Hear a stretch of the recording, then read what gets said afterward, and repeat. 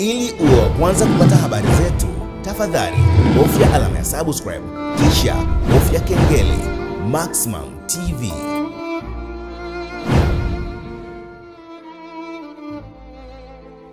Mtazamaji wa Maximum TV, karibu tena kwenye kipindi chetu pendwa cha Sad Moment, kipindi ambacho jukumu letu kubwa ni kuhakikisha tunawatangaza ndugu zetu wote ambao wanapitia mazingira magumu tofauti kwenye engo zote ambazo wanapitia. Mtazamaji, nipo na mwanadada huyu anaitwa Hafsa, ambaye yeye ana jambo lake la kuzungumza na rafiki yake ambaye wamepotezana na hajui mpaka sasa yuko wapi. Na sababu ya kuweza kumtafuta ni kutokana na jambo ambalo lilikuwa linawahusu wao wawili. Sasa moja kwa moja tumsikilize huyu Hafsa ambaye kwa sasa hivi yupo nchini Oman, anafanya kazi zake, anaendelea kujitafutia riziki kwa ajili ya kuweza kutimiza mahitaji yake binafsi. Tuone kwa upande wake ana lipi la kuzungumzia. Hello. Hello. Mambo? Safi, za kwako? Safi, kwema? Kwema. Sawa. Ulinitumia taarifa na picha za rafiki yako ambaye mlikuwa mko pamoja, mlikuwa mnashirikiana kwenye mambo kadha wa kadha, lakini unasema kwamba kuna muda haujawasiliana naye na unamtafuta kwa mtu yoyote ambaye anamfahamu au anajua sehemu alipo aweze kukucheki. Nataka uniambie huyo rafiki yako anaitwa nani na mlipotezana katika mazingira gani na ilikuwa ni kipindi gani? Huyo rafiki yangu anaitwa Faiza na tumeanza kupotezeana kuanzia mwezi wa 8 nadhani, kitu kama hicho. Mwaka jana hiyo? Na mwaka jana. Ina maana sasa hivi tunakaribia miezi kadhaa. Mwaka bado. Huyu dada tulikuwa tuko naye kwenye mchezo, group moja la mchezo. Okay. Na alishawahi kuja kufanya kazi hapa ninapofanya mimi kama day worker yani. Kwa hiyo ni watu ambao tulikuwa tumefahamiana, tumejuana, tumeelezana mambo mengi. Kwa hiyo baada ya kutoka hapa alikuwa kwa agent wangu. Bado nilikuwa niko naye kwenye hilo grupu la mchezo. Tumecheza awamu ya kwanza, tumecheza awamu ya pili. Lakini kwa sababu watu tulikuwa tumefahamiana na wote wapambanaji, tulikuwa katika mazingira yale ya kusapotiana. Labda mathalan mimi nimepokea jina langu, labda sihitaji kufanya chochote nyumbani, nampa mwenzangu, anaongezea na jina lake, anafanya jambo lake. Okay. Ndio kitu ambacho kilikuwa kwa Faiza. Kwa hiyo ilipofika zamu yake, alichukua jina lake, nikampa na jina langu, na mimi ndo nilikuwa kijumbe yani. Okay, ulikuwa na watu wangapi? Nikampa na pesa zangu, akajumlisha, lakini akamlalamikia kwamba lakini mimi sina mtu wa kunisimamia vizuri.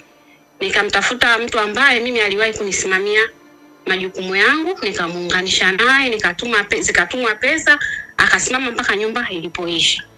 Baada ya hapo, na yule ambaye alikuwa amemsimamia, ina maana ilipungua kiasi kadhaa kama cha 300,000. Akamuongezea kwa imani yangu kwamba baada ya muda atazirudisha zile pesa. Baada ya hapo ikawa ni changamoto kwa sababu alikorofishana na huyo agent, akaondoka. Baada ya kuondoka sasa mawasiliano ndo akaanza kukata hapa. Ukimtumia message hajibu. Yule wa Dar es Salaam akimtumia message anajibu, lakini anamwambia yuko kwenye matatizo, lakini mimi hakuwa ananijibu na mimi ndo nilikuwa namdai pesa nyingi. Kwa hiyo imeenda mwisho siku kabadilisha kabisa line zake. Maana alikuwa anapatikana Imo baada ya kugundua kwamba nampata akabadilisha, hapatikani sehemu yote. Na maana mitandao mingine labda atakuwa amenibu. Ila yupo hapa Omani na anafanya kazi hapa Omani. Ila inakuwa ni ngumu mtu kumjua yuko sehemu gani, na ni watu ambao tumeingia kwenye makubaliano baada ya muda fulani labda anirudishie pesa zangu. Lakini imekuwa tofauti kwa upande wake. Kwa hiyo yani sielewi ana lengo gani na hiyo hali ya kufanya hivyo. Namdai ile 380. Ndio pesa ambazo mimi namdai. Asa. Umekuwa naye karibu kwa muda gani? Kwa muda mrefu, kwa sababu kama miezi 7 tulikuwa tuko pamoja, ama miezi 8. Nyumba moja. Ama zaidi yani, kabla yeye kuondoka hapa. Nyumba moja maana yake.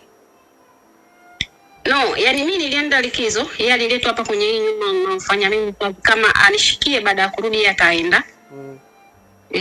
Baada ya kuondoka, hakuondoka mbali, alikuwa kwa agenti wangu. Kwa hiyo bado tulikuwa tunawasiliana, tulikuwa tuko karibu, tulikuwa tunashirikiana, tunashauriana hivyo. Tulikuwa kama ndugu kiufupi. Na pia nilimwamini kwa sababu ni mtu ambaye pia yeye aliniamini mimi. Pesa zake alikuwa anaweka kwangu. Hata kama alivyoondoka kwa maagent wengine, kulikuwa na baadhi ya pesa zake ziko kwangu. Okay. Kwa ile imani alionyesha kwangu, na mimi nikaamua kumwamini, kumsupport katika jambo lake. Okay. So maana yake wakati huo umekuja huku nyumbani kwenu, yeye alikaa kwa bosi wako hapo kwa muda gani ndio ulivyorudi yeye akaondoka? Baada ya mimi kwenda likizo, yeye alikaa hapa kama mwezi mmoja hivi, walishindana na huyu bosi wangu, akarudi kwa agent. Lakini bado tulikuwa tunawasiliana. Alishakwambia? Na mimi baada ya kurudi endelea. Mimi baada ya kurudi hapa, yeye akawa bado anakuja kunitembelea mimi hapa. Na hata tulipokuwa tunacheza mchezo analeta hapa pesa za mchezo kwa bosi wangu yani. Analeta muda mwingine mimi naenda pale kwa agent hivyo yani, kwa sababu ni agent ambaye ndiye alinipokea mimi baada ya kufika Oman. Okay. Yeah. Sawa. Na alishakwambia kwa sababu gani yeye anafanya kazi day worker, hayupo kwa bosi wake direct kama ilivyokuwa kwa wewe kwako? Mimi aliniambia kwamba alitoroka kwa bosi wake. Sababu ya kumfanya atoroke ilikuwa ni nini? Aliniambia tu kulikuwa na changamoto ambazo alishindwa kustahimili, kwa hiyo alikaa kwa muda kama sio miezi 6 ama 7 akatoroka. Kwa hiyo yeye ni mtu ambaye sasa hivi anafanya tu kazi zile za mwezi hadi mwezi. Nadhani hata bataka hana. Okay. Yeah. Kwenye mchezo ama kwenye hilo group lako la michezo hiyo, walikopo watu wangapi humo ndani? Tulikuwa watu 6 na wote wanalifahamu hili kwa sababu tulilizungumzia kule kwenye group kwamba mimi jina langu nampa Faiza akafanya jambo lake.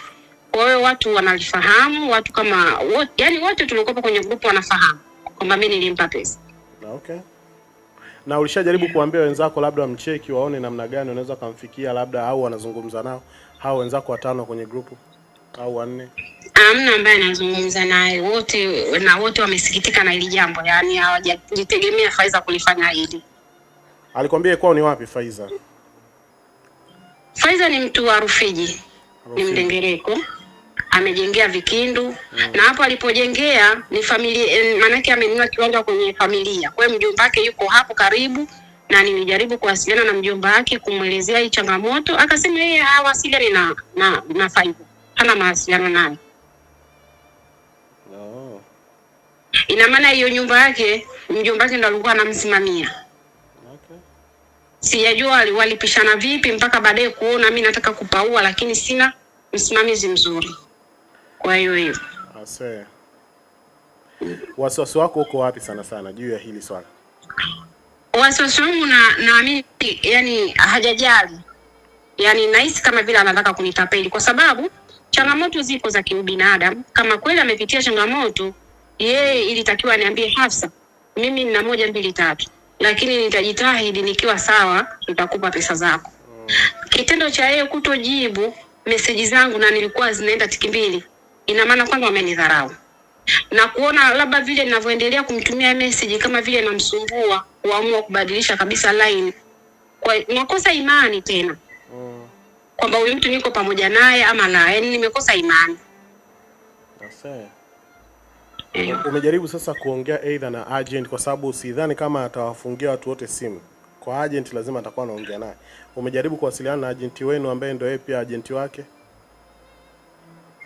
Huyu sio agent wake. Ina maana mtu ambaye ukiwa umetoroka unatafuta agent yoyote tu awe anakutafutia kazi za mwezi. Okay. Ndio ilikuwa kwa huyu. Kwa hiyo wenyewe walishindwana, walikorofishana, akaondoka. Baada hapo hawakuwa na mawasiliano. So mimi nilienda pale kwa agent kumuulizia, akasema mimi siwasiliani na Faiza. Ase.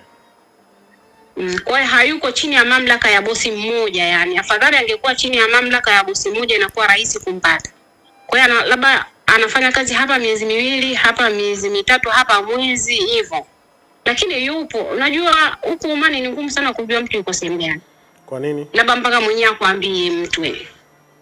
Ni kwa sababu gani? Kwa sababu mazingira huku sio kusema la utatoka uende sehemu fulani utakutana naye, ni ngumu sana yani kuonana kwa mara yani. Okay. Wewe una miaka mingapi huko? Mimi na miaka 7 Oman. Na yeye alikwambia na miaka mingapi toka ameanza kuja huko? Yeye kwa kipindi ambacho nimekutana naye ndo alikuwa anakaribia kumaliza miaka 2. Miaka 4. Kwa hiyo mpaka sasa atakuwa tena miaka 4 nadhani. Na hiyo ama 4 na zaidi. Na hiyo ndani ya miaka 4 maana yake ni miaka mingapi yuko mtaani ambapo alitoroka kule? Yaani kwa bosi wake alivyokuja hakumalizaga mkataba. Kwa hiyo ina maana sidhani kama hata mwaka alimaliza kwa bosi wake. Kwa ni muda mrefu sana yuko nje. Kwa jinsi unavyomtazama unamweka kama binti mtukutu, ndio maana hata ameshindwa kukaa kwa bosi wake, yani kwa jinsi ambavyo unamtazama. Binadamu ni ngumu sana kuamini moyoni wake, lakini mimi nilimwona ni msichana ambaye anapambana. Nilimwona ni msichana ambaye ni mwaminifu, kwa sababu kuna wakati mnaweza mkaongea anazungumzia labda namna gani dhuluma inapokuwa mbaya, kumdhulumu mtu vibaya nini, na ndio maana nikaingia imani zaidi. Nilisi ana moyo huo yani. Na pia kingine kilichonipa imani zaidi kuniamini mimi, yani kuniachia pesa zake, aliniachia kama miezi 4 ama 5. Pasipo kujali lolote yani. Na akaniambia ukihitaji kuzitumia zitumie. Unaelewa? Kwa hiyo yani nilishindwa kusita yeye kutomwamini. Mbona yeye aliniamini? So maana yake wewe tu imani yako ni kwamba huyu ameamua kukudhulumu pesa yako, lakini sio kwamba eti ana changamoto yoyote. Kama kungekuwa na changamoto tu anapitia, na maana tulikuwa tunawasiliana ama angenijulisha. Lakini kutonijulisha ina maana ameamua. Unamdai shilingi ngapi kwa pesa ya Kitanzania? Kama 2,700,000 na yule nanilia ambaye amemsimamia 300,000. Kwa 300,000 anadai. Sawa, ongea chochote. Kama anakusikia, kama anapata wasaa, mwambie, mtaje kwa jina kabisa, wewe Faiza, alafu uanze kuongea. Mwambie kile ambacho natamani ajue. Ongea dakika nzima unayo. Mimi nachomwambia Faiza, akiwa kama ni mtu ambaye tumeshirikiana na anafahamu ugumu wa utafutaji wa Omani, nafikiri akikaa mwenyewe akiangalia picha za nyumba yake anajua kuna jasho langu pale. Nachomsisitiza Faiza popote alipo, ajitokeze, aje anipe haki yangu, kwa sababu ni pesa ambayo nimefanyia kazi ya haki kabisa, ya halali. Kwa hiyo sitaki nimfanyie kitu chochote kibaya kupitia hii pesa, na ndio maana nimeamua kumtafuta kwa njia hii baada ya kumkosa kwa muda mrefu, arudi ili anipatie pesa zangu. Na kumsisitiza kabisa ni anachokifanya sio kizuri. Leo amenifanyia mimi, pengine nina ile moyo wa kwenda mbele na rudi nyuma. Kuna wakati mtu ananiambia huyu ameamua kudhulumu, lakini nasema hapana, yani hivyo. Ila kuna mwingine hawezi kukubali. Anaweza akajikuta anadhurika kwa pesa ambayo ana uwezo wa kuitafuta. Kwa hiyo ajitahidi, yani popote alipo, kama ataisikia ujumbe wangu ajitokeze, aje airudishe haki yangu. Na kwa mfano anakupataje sasa? Namba zangu anazo, na kama namba zangu atakuwa hana, achukue kwako kama atakuwa ameliona tangazo hili. Sawa. Haya basi, mimi nadhani nimeshakusikiliza, tusubirie tuone matokeo. Inshallah kadhahiri, nashukuru sana, asante. Haya poa. Mtazamaji, nadhani umemsikiliza huyu dada anaitwa Hafsa, anamtafuta rafiki yake, mpambanaji mwenzake. Walikuwa wanapambana kwa sababu mpaka sasa hajui nini kinachoendelea, ila tu ana wasiwasi kuhisi kwamba labda rafiki yake anataka kumdhulumu pesa yake, lakini dhamira ilikuwa anampambania, anamsupport, na hakuwahi kuwaza kama anaweza kumgeuka ama kwenda kinyume kwa namna yeyote. Kwa hiyo anaomba Faiza, popote ulipo, umcheki. Kama unahisi ni vigumu kuweza kumfikia moja kwa moja, una jambo lako unataka uliongee, ni cheki mimi Faiza. Namba zangu za simu ni hizo hapo zinatokea chini kwenye kona hapo. Ambazo ni 0625 46 68 48. Ni cheki. Ukishani cheki, mimi nitazungumza nawe kwa kina, ni cheki WhatsApp, nitazungumza nawe kwa kina, tutaangalia namna gani tunamfikia ndugu yako. Kama kuna namna ya kumuelekeza kiutu uzima, tutamuelekeza, hataelewa. Kwa hiyo anakutafuta ndugu yako, mpambanaji mwenzako. Naomba umcheki ili tu muweze kumaliza swala lenu. Lakini jambo la pili, kwa mtu yoyote ambaye unatazama hii habari, kwa namna yoyote, kama unamjua huyu mwanadada anaitwa Faiza, kwa Rufiji kama ambavyo umesikia, kama unamjua na unajua anapatikana, mtumie hii video, mtumie hii link, mwambie bwana kuna ujumbe wako. Kwa hiyo akishachukua au akapitia akatazama, mimi naamini ataelewa kile ambacho kinahitajika. Kwa hiyo itakuwa vizuri zaidi. Haya, endeleeni kuwa na sisi kupitia Maximum TV. Bye bye. Ili uwe wa kwanza kupata habari zetu, tafadhali bofya alama ya subscribe kisha bofya kengele. Maximum TV.